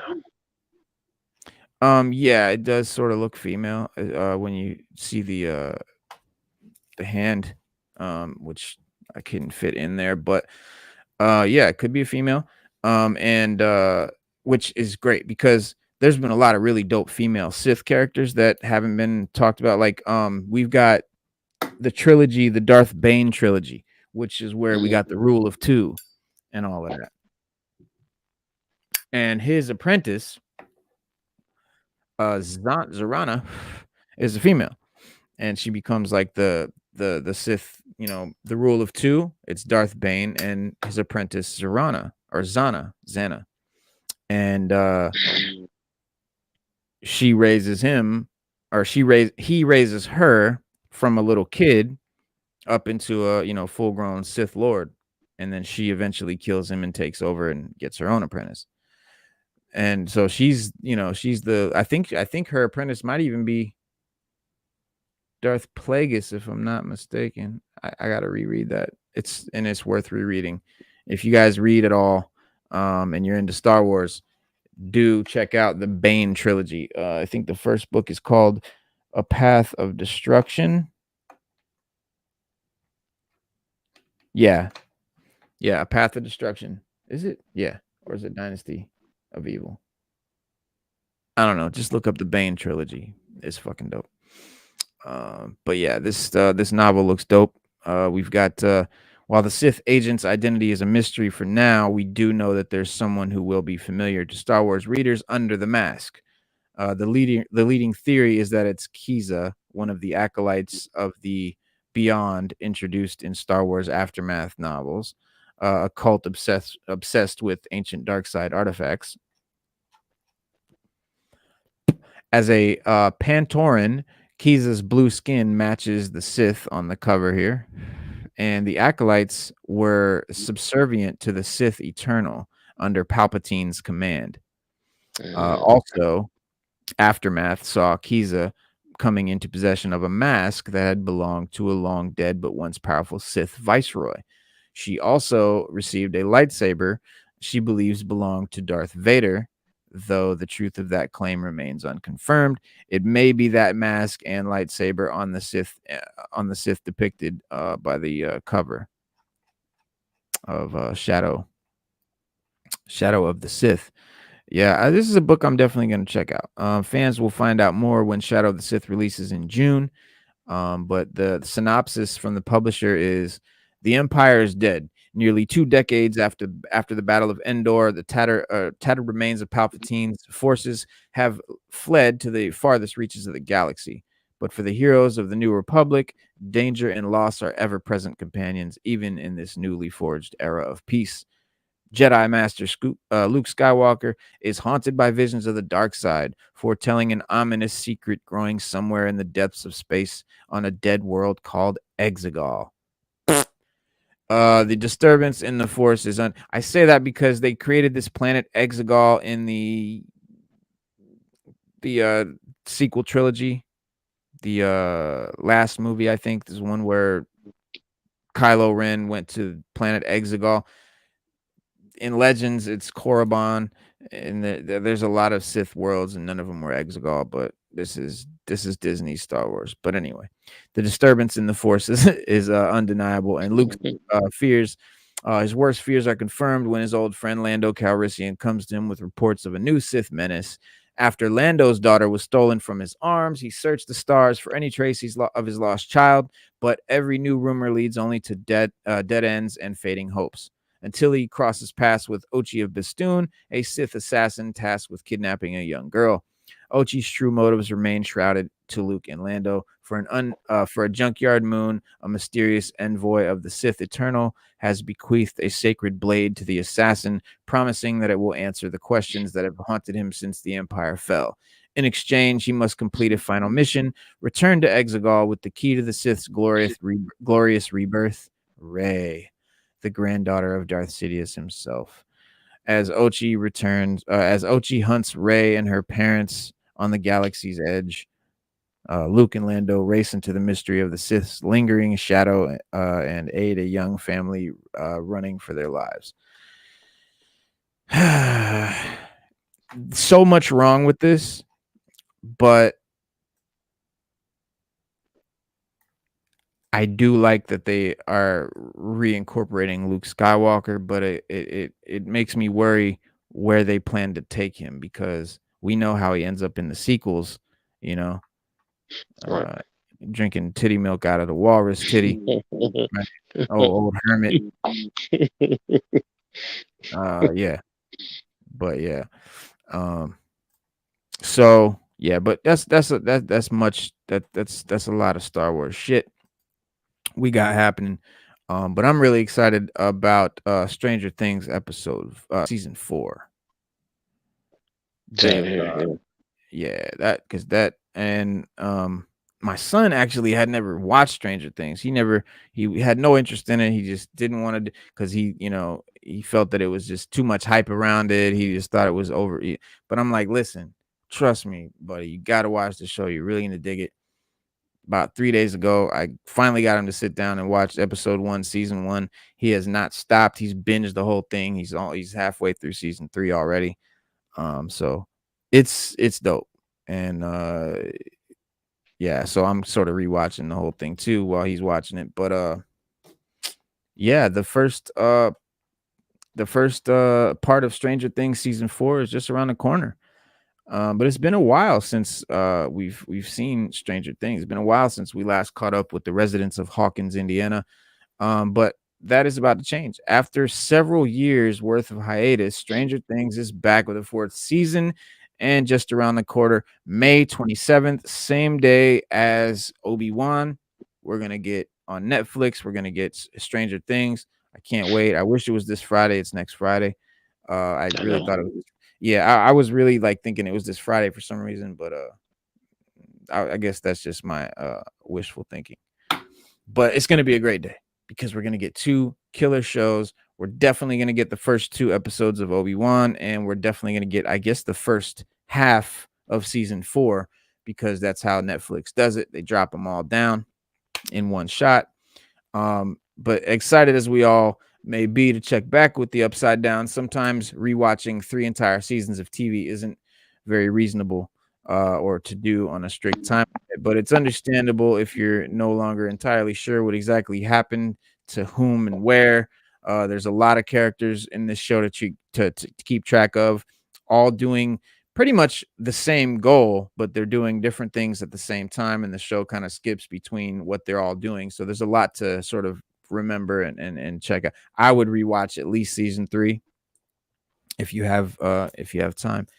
But so with that in mind, we will catch you up and get you back up to speed real quick here. There's the major characters that were left at the end of season 3, which will be, and they'll be the second part of season 4, will drop on July 1st, but they will be in the beginning of this. And this is the beginning of the end for Stranger Things.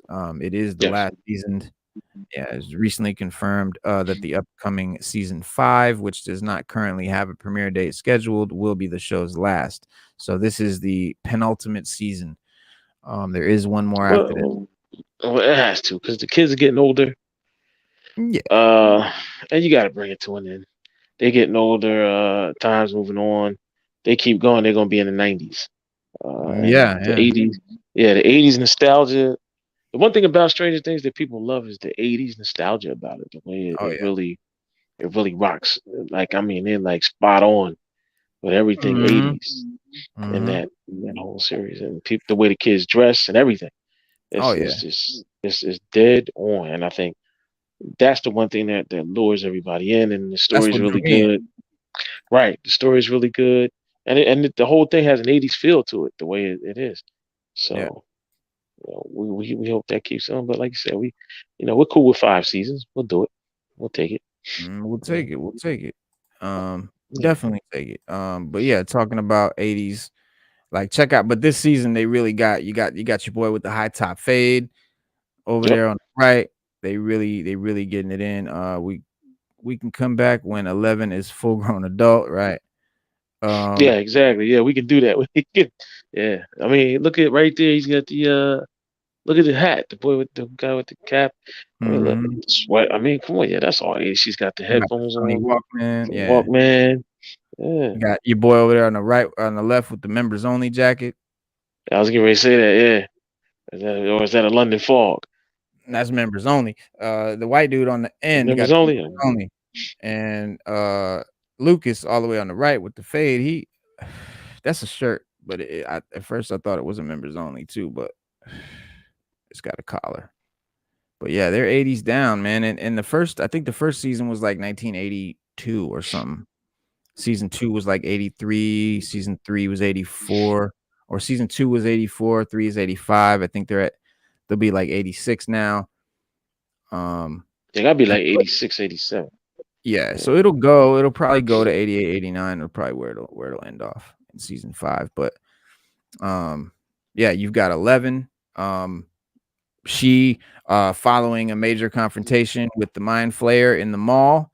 Elle and her adoptive family, the Byers, realized that they needed to get out of Dodge, so they moved away from Hawkins, forcing 11 and Mike to go long distance with their relationship, which, yes, is still very much a thing. 11 goes by Jane now in civilian situations and is apparently settling into life in California with her adoptive brothers and new mom. Oh yeah, she lost her powers during last season's final battle, so this should be interesting. I'm like, really though? Like, fuck, like 11 without her powers. I don't know. That was one of the coolest thing about the show. So about the show, yeah. I'm really not happy. I hope that they bring them back, or that they have enough cool shit that I don't care, because there is a lot of cool shit in that trailer, which I'll play in a minute.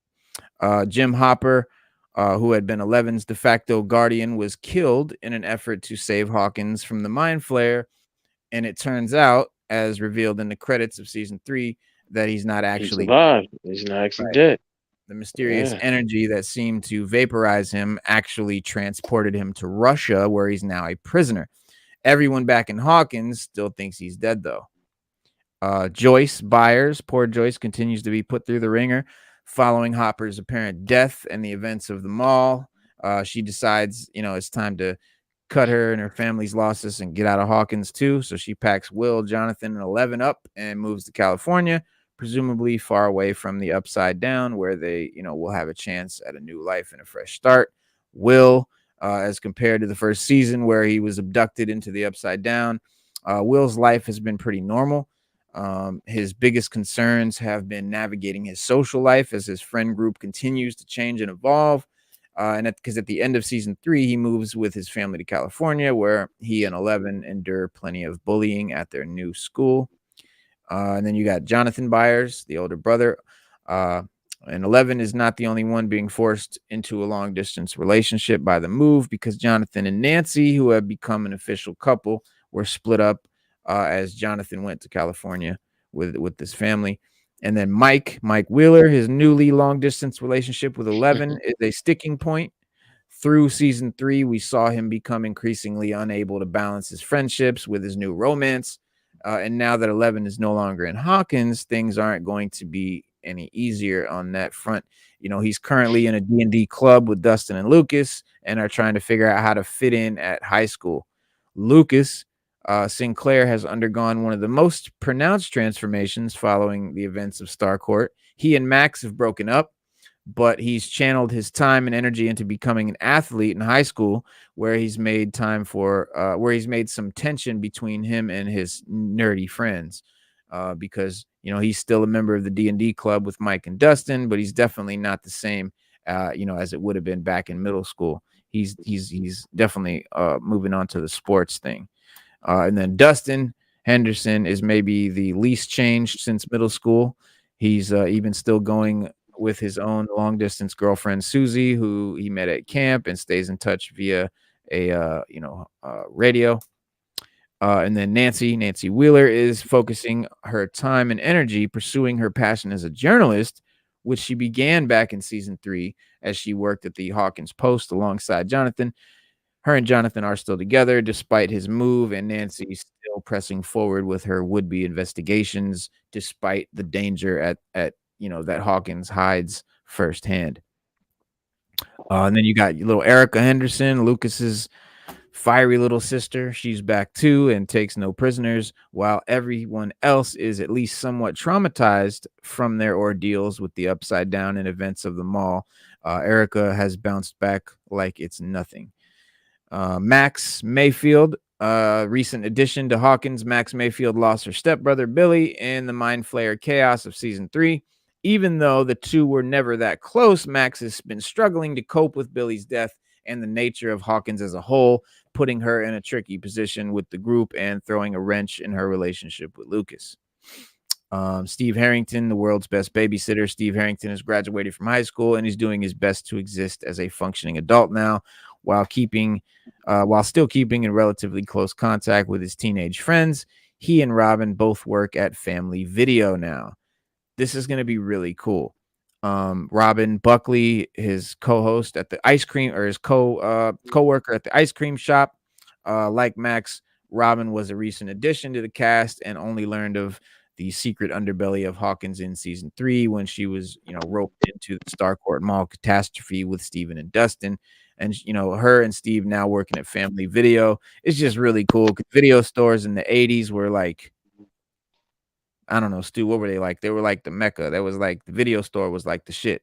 That was like, that was the place to be. That was the place. I mean, you got the latest movies. We couldn't stream anything. Nah. So that's when you went and got it. New shit. That's what we learned about new movies coming out and all of that, man. Yeah. Yeah, because the staff had, they had a little knowledge. I don't know if they had a movie magazine, but they knew. They'd be like, oh yes, yeah, they knew shit. So I kind of, I love Netflix, but I love Netflix, but I hate Netflix for that reason, because when Netflix came, that was the end of the video store because of Netflix. But somebody got to bring it back, man. Start a new chain. I mean, we don't need we need Blockbuster, but I don't know, start a new video chain, man. Just do it. Oh yeah, let's do that shit again. No, I haven't heard about the remake of Highlander. I have not. But peace to Herbert. But peace, Herbert. Yeah. No, man, I'll have to check that out. But and then one last character, Murray Bauman, ex-investigative journalist and generally kind of off-putting guy. Murray Bauman was brought in to help Joyce and Hopper with the Russian conspiracy they believe they uncovered back in season 3. He winds up coming along for the catastrophe in the mall and witnesses Hopper's death, making him one of Joyce's closest allies when things begin to pick back up, even after, you know, she and her family move away. So that's where the group is. That's where the gang is at right now. That's how season 4 will pretty much go. And yeah, man, we just can't wait. We can't wait for season 4, man. That's gonna be epic. And season 4's episodes 7 and 9 will be feature length, say the Duffer Brothers, which means 2 hours. So yeah, we're less than 2 weeks out from the premiere, and with the long-awaited return of the show on Friday, September 27th, the upcoming 4th season will be split into 2 parts or volumes. The second of which will release on July 1st. Sorry, takes place after the Battle of Starcourt Mall, which resulted in the fracturing of our crew. And 6 months later, season 4 picks up where the story left off. Just like the show always did. Pretty good at sort of picking right up where the last episode or season ended.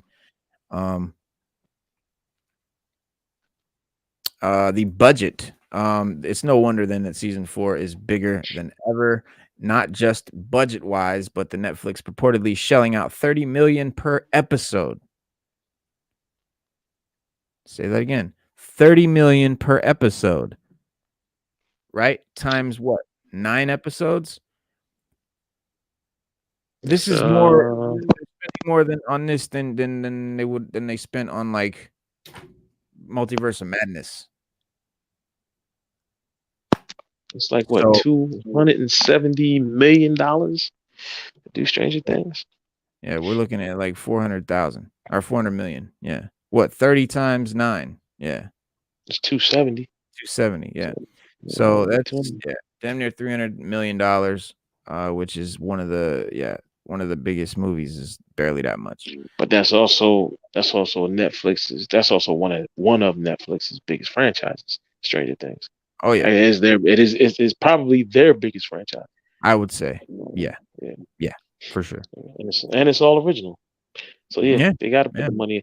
And they're at a point where people are dropping their Netflix subscriptions, so it makes sense. Yeah, bring fans back. Stranger Things, they come back. And so the the showrunners, the series creators, Ross and Matt Duffer, revealed that 2 of the episodes, 7 and 9, are going to be on par with the length of a feature film, which in part explains why it took so long for this season to finally become a reality, I guess. But yeah, episodes 7 and 9 are very, very long episodes. Full-blown movies, he said. Basically 2 hours long. They would be longer than any other episodes in the season, which already clock in at over an hour and 15 minutes in runtime. Wow. So the other episodes are over an hour long, over an hour and 15 minutes. And 2 of the episodes are over 2 hours. So yeah, this is we're gonna get a lot of Stranger. We're gonna get some Stranger Things. Yeah, I'm with it. I'm definitely with it. I can't wait. I think it's gonna be phenomenal. But yeah, guys. So I know Stu, you gotta get going. But yeah, guys. So next Wednesday we will be talking about pretty much the same stuff because unfortunately we gotta wait again till it shows up on Friday. But we'll give you the updates then. But definitely catch us back here this Saturday at 6:30 p.m. Eastern Standard Time for DC Power Hour, where everything is DC, the whole show. And then, of course, Monday at 6:30 p.m. Eastern Standard Time, also for hip hop and comics. And we should, and then and then the Monday after that, we will be doing a Shang-Chi expose with our boy the panda, Shadow the Panda, and Panda Chop. Chop. Yeah, we'll get. So that's our show, guys. We will see you guys Saturday. Peace. Peace.